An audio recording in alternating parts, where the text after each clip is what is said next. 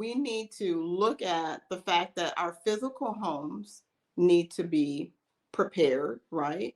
And our emotional homes as well. The homes that we prepared as single mothers for our children.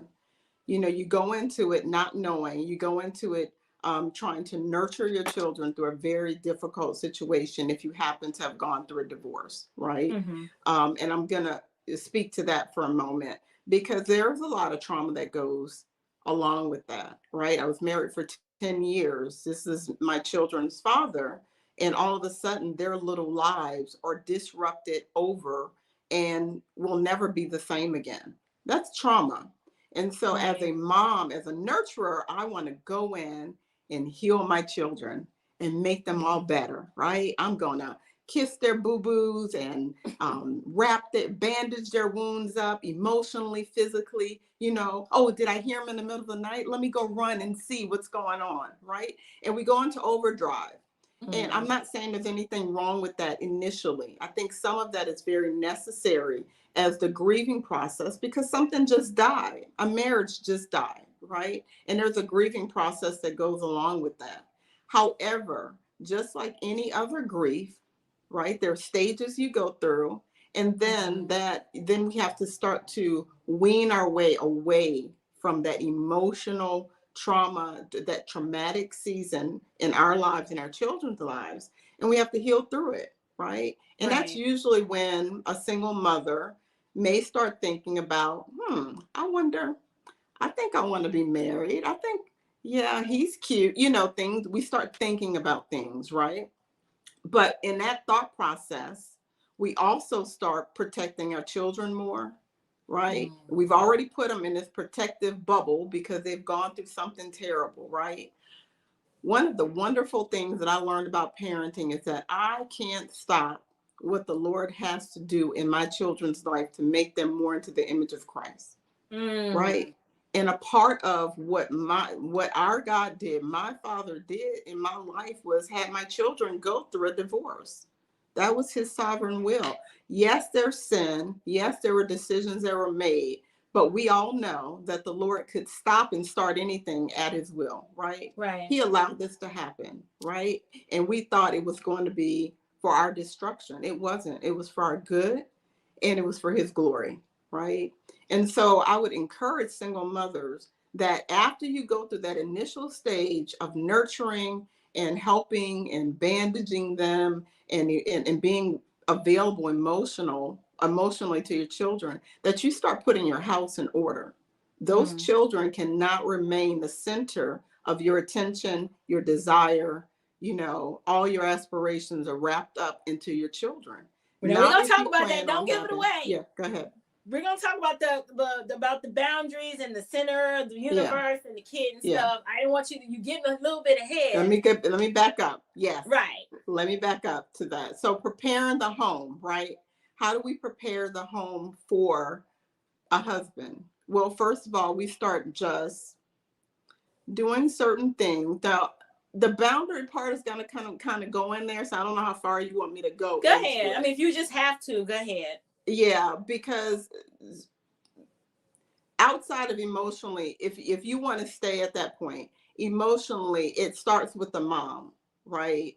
Putting her trust and faith back into where it is because it's rocking. You know, you just had something very unsettling happening in your life, right?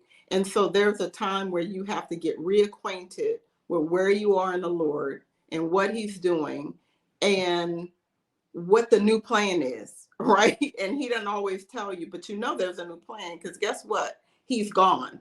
So there's a Right. new plan, right? And so now I have to get myself before the Lord, seeking him, finding out what it is that he would have me to pay attention to, right?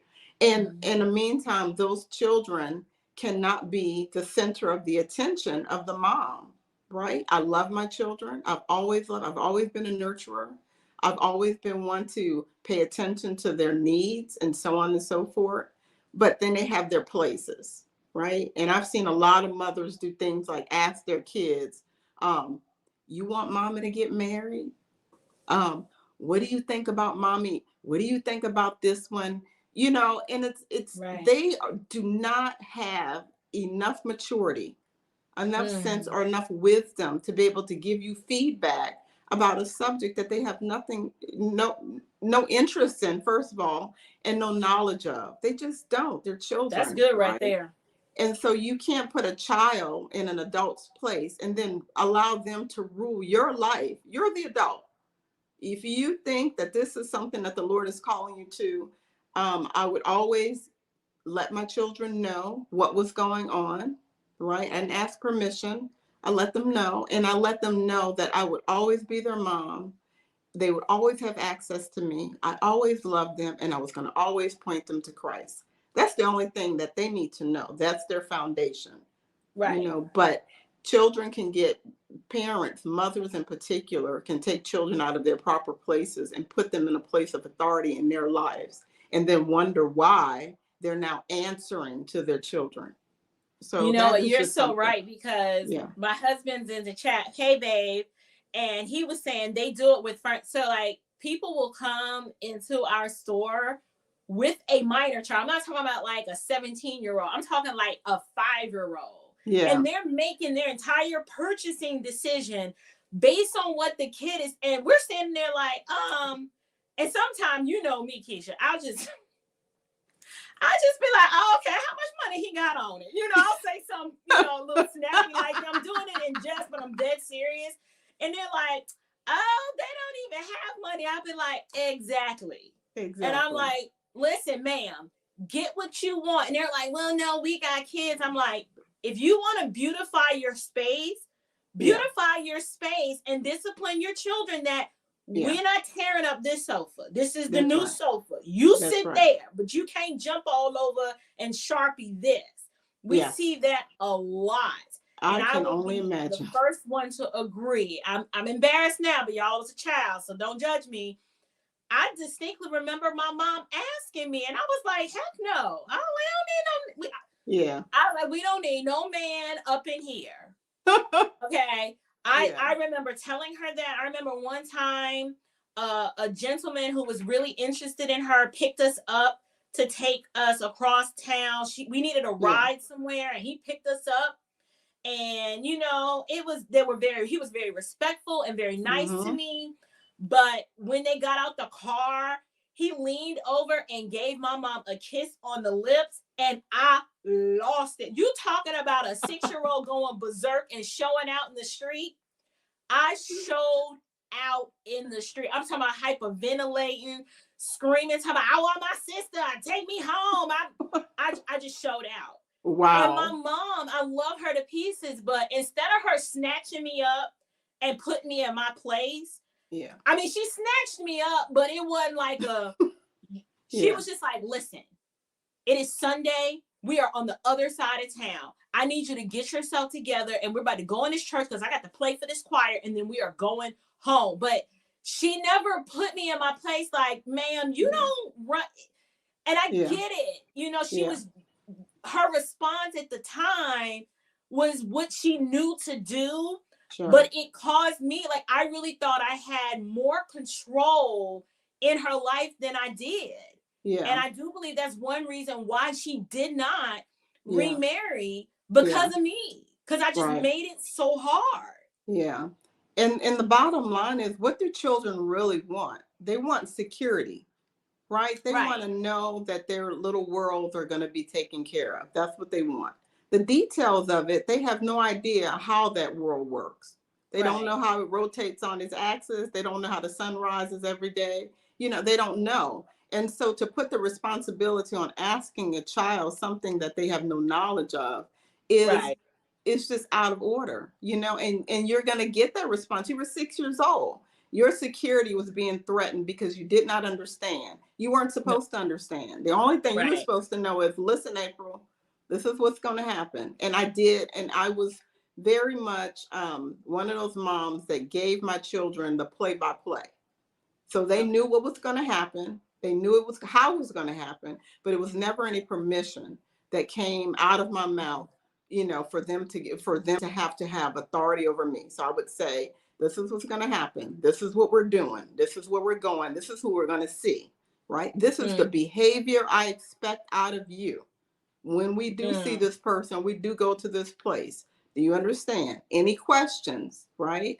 And I would get them one-on-one and really, get down to what it is that their thoughts were about a situation.